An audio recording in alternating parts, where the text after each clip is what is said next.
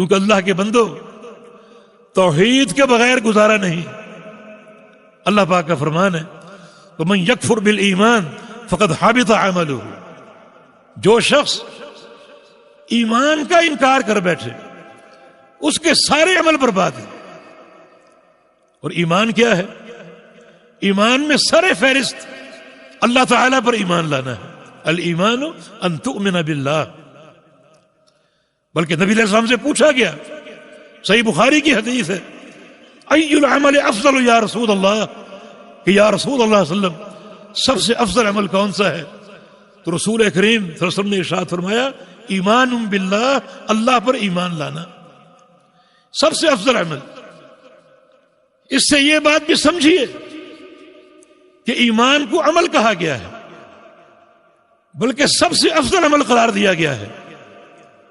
اور پیغمبر علیہ السلام کی ایک اور حدیث ہے کہ انما الاعمال بالنیات، کہ سارے اعمال کی صحت اور قبولیت انسان کی نیت پر ہے. اکثر لوگوں سے پوچھا جاتا ہے کہ آپ مسلمان کیوں ہیں، مومن کیوں ہیں؟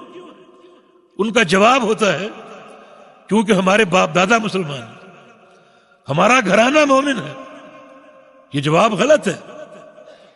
جو نیت مستقیمہ ہے اس کے خلاف ہے.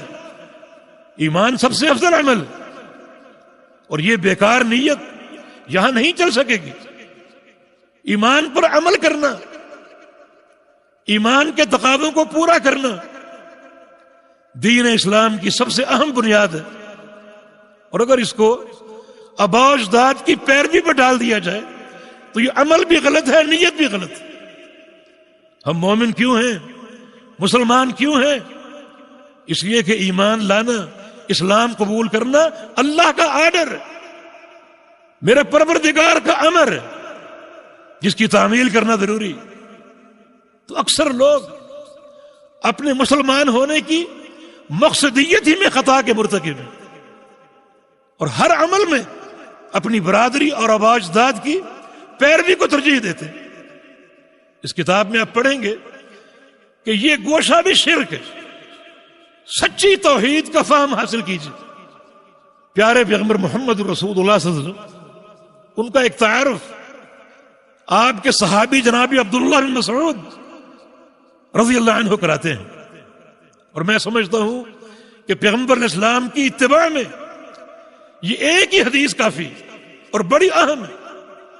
فرماتے ہیں کہ اعطیہ نبیکم صلی اللہ تعالی علیہ وسلم فواتح الخیر وجوامعہ وخواتمہ. تمہارے نبی محمد الرسول اللہ صلی اللہ علیہ وسلم کو اللہ تعالی نے 3 چیزیں دی ہیں. آپ کے فرامین، آپ کی سنتوں اور آپ کی حدیثوں کا تمیز 3 چیزیں ہیں. ایک یہ کہ آپ کے فرامین خیر کے فواتح ہیں. فواتح جمع ہے فاتحۃ، اور فاتحہ کا معنی کھولنے والے. اسی سے ایک لفظ آپ جانتے ہیں مفتاح، چابی کو بولتے. یہ فاتحہ کا ماخذ ہے. تو نبی علیہ السلام فواتح الخیر دیے گئے. جو آپ کی حدیثیں ہیں، آپ کی سنتیں ہیں، وہ خیر کو کھولنے والی ہیں، خیر کے خزانوں کو کھولنے والی ہیں. اگر کسی کو خیر حاصل کرنی ہے اور خیر کے خزانے لوٹتے ہیں تو اس پر یہ فرض ہوگا کہ وہ اللہ کے پیغمبر کی حدیثوں کا علم حاصل کرے. اور جو لوگ پیغمبر علیہ السلام کی سنتوں سے اور حدیثوں سے دور ہیں وہ خیر کے خزانے حاصل نہیں کر سکتے. اور اس کے ساتھ ساتھ جوامع، جو آپ کے فرامین ہیں بڑے جامع. آپ کی حدیثیں تحصیل کا درجہ رکھتی.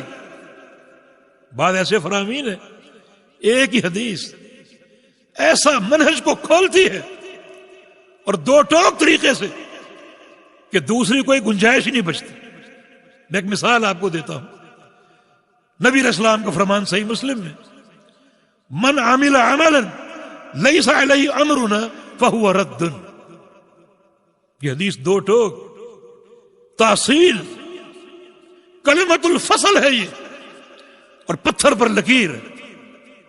جو شخص کوئی ایسا عمل کرے جس پہ ہمارا ٹھپا نہیں ہے، ہمارے سے مراد محمد الرسول اللہ صلی اللہ علیہ وسلم، جس پر ہماری مہر نہیں ہے، جس عمل کو ہماری تصدیق حاصل نہیں ہے، چاہے پوری دنیا اس کی تصدیق کرے، لیکن اگر ہماری تصدیق حاصل نہیں ہے تو وہ عمل مردود ہے۔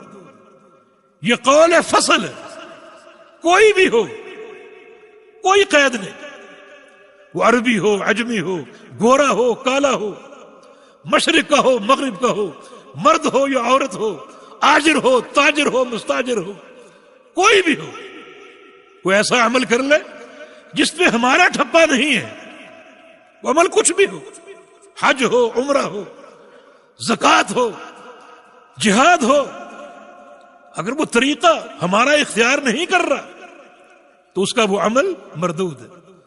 کتنی جامع بات ہے، یعنی ایک جملے میں ایک بڑا مسئلہ واضح کیا اور یہ بات سمجھا دی کہ جس عمل کو اللہ کے پیغمبر کی تصدیق حاصل نہیں وہ مردود ہے۔ تو نبی علیہ السلام کی حدیثیں فواتح الخیر، جوامع الخیر اور خواتم الخیر، ان حدیثوں کو پڑھو، ان پر غور کرو، ان کو اپناؤ، تمہارا ایک بڑا اہم مرحلہ حل ہو جائے گا، اور وہ یہ ہے کہ خاتمہ خیر پہ ہوگا، خاتمہ خیر پہ ہوگا۔